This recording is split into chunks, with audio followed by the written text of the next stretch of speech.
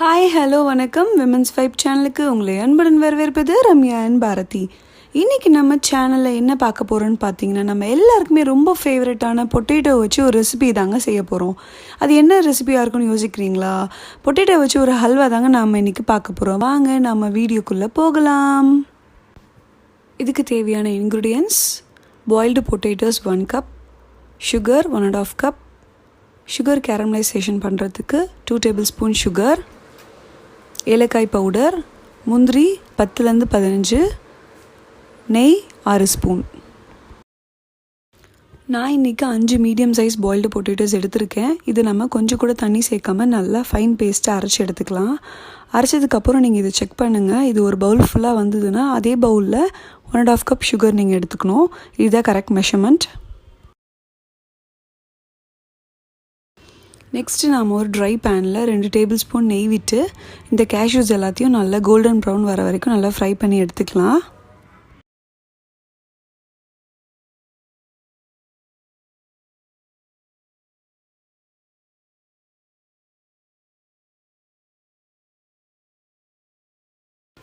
அதுக்கப்புறம் நாம் இந்த அரைச்சி வச்ச பொட்டேட்டோ பேஸ்ட்டு இதில் சேர்த்துக்கலாம்.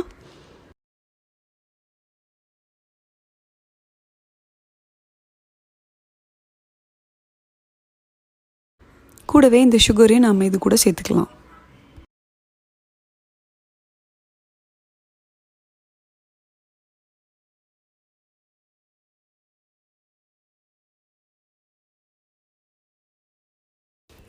பக்கத்தில் இருக்க இன்னொரு ஸ்டவ்வில் நம்ம சுகர் கேரமலைஸ் பண்ணிக்கலாம். இதுக்கு நாம் ஒரு பவுலில் 2 டேபிள் ஸ்பூன் சுகர் ஆட் பண்ணி ஒரு 1/2 மினிட் நல்லா கிளக்கிட்டே இருந்தீங்கன்னா உங்களுக்கு சுகர் கேரமலைஸ் ரெடி ஆகிடும். இந்த சுகர் கேரமலைஸ் நீங்கள் பண்ணும்போது ஸ்டவ்வை மறக்காமல் சிம்மில் வச்சுக்கோங்க. ஃபுட் கலர் சேர்த்துக்கணும்னு நினைக்கிறவங்க இந்த ஸ்டெப்பை ஸ்கிப் பண்ணிக்கலாம். ஏன்னா நான் கலருக்காக தான் இந்த சுகர் கேரமலைஸ் பண்ணி சேர்த்துக்கிறேன். இப்படி நீங்கள் பண்ணும்போது திருநெல்வேலி ஹல்வா இருக்கு இல்லையா, அதே ஸ்டைலில் உங்களுக்கு கிடைக்கும்.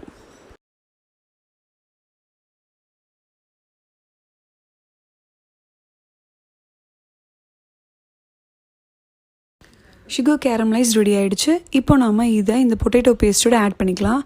ஆட் பண்ணிவிட்டு நல்லா கலக்கி விட்டுக்கோங்க.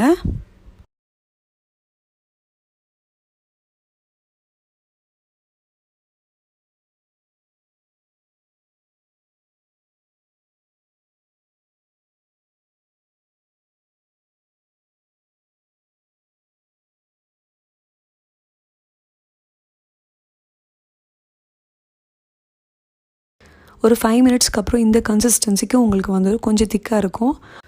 இப்போ நாம் ஒரு 2 டேபிள் ஸ்பூன் நெய் ஆட் பண்ணிக்கலாம். கூடவே ஏலக்காய் பவுடரையும் நான் ஆட் பண்ணிக்கிறேன். இங்கே நான் உங்களுக்கு ஒரு முக்கியமான டிப்ஸ் சொல்ல போகிறேன். நம்ம நெய்யை எப்போவுமே கடைசியில் ஆட் பண்ணிக்கலாம். ஏன்னா நீங்கள் எவ்வளோ நெய் ஆட் பண்ணாலும் இந்த பொட்டேட்டோ எல்லாமே அப்சர்வ் பண்ணிக்கோங்க. ஸோ நீங்கள் ஏலக்காய் பவுடர் சேர்க்கும் போது ஒரு 2 டேபிள் ஸ்பூன் மட்டும் நெய் சேர்த்துக்கோங்க. ஏன்னா இதே பேனில் தான் நம்ம ஆல்ரெடி முந்திரிக்காக நெய் போட்டு வறுத்துருக்கோம்.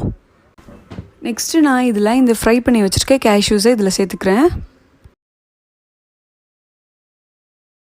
இதே மாதிரி ஒரு வித்தியாசமான இளநீர் ஹல்வா நாங்கள் ட்ரை பண்ணியிருக்கோம். அதோட லிங்க் வந்து உங்களுக்கு டிஸ்கிரிப்ஷன் பாக்ஸில் போட்டிருக்கேன், செக் பண்ணிக்கோங்க.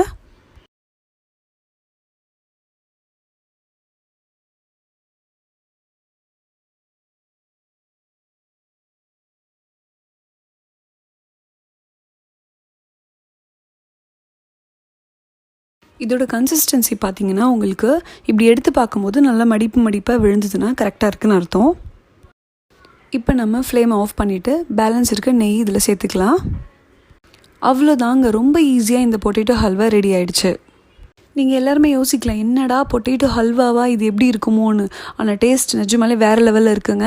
நம்ம எல்லாருமே பொட்டேட்டோ சிப்ஸ் சாப்பிட்ருக்கோம், பொட்டேட்டோ ஃப்ரை சாப்பிட்ருக்கோம். ஆனால் பொட்டேட்டோ ஹல்வா யாருமே சாப்பிட்டதில்ல. ரொம்ப வித்தியாசமான ஒரு ரெசிபி தான். கண்டிப்பாக நீங்கள் ட்ரை பண்ணி பார்த்துருங்க, எங்களுக்கு சொல்லுங்கள். ஓகே காய்ஸ், இந்த வீடியோ உங்கள் எல்லாருக்குமே ரொம்ப யூஸ்ஃபுல்லாக இருக்குன்னு நம்புகிறோம். நம்ம சேனலுக்கு நீங்கள் சப்போர்ட் பண்ணணும்னு நினச்சிங்க சப்ஸ்கிரைப் பண்ணிவிட்டு பக்கத்தில் இருக்க பெல் ஐக்கானை கிளிக் பண்ணுங்கள். மறக்காமல் உங்கள் ஃப்ரெண்ட்ஸ் எல்லாருக்குமே ஷேர் பண்ணுங்கள். Thank you guys, bye bye.